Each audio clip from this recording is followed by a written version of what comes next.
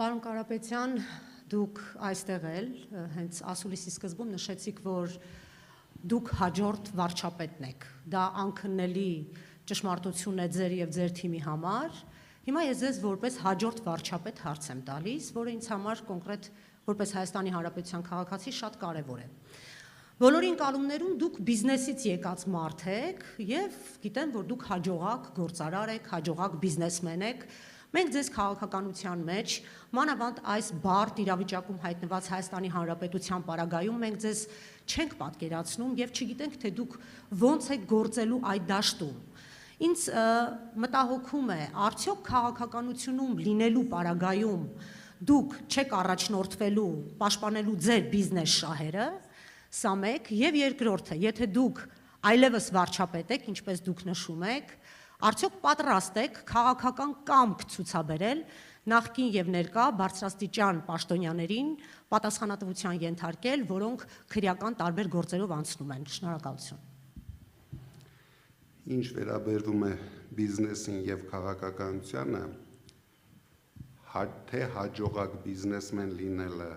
թե հաջողակ քաղաքական գործիչ լինելը, դա առաջնորդության մասին է խոսքը։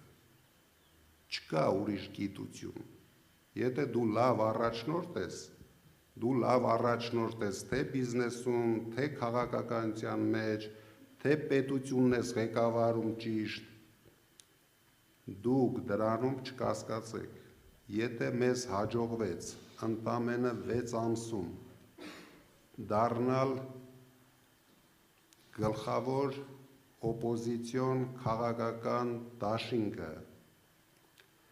եթե մեզ հաջողվեց դառնալ առաջատար քաղաքական ուժը, վստահ եղեք, մենք ավելի մեծ արագությամբ զարգացնելու ենք Հայաստանի տնտեսությունը,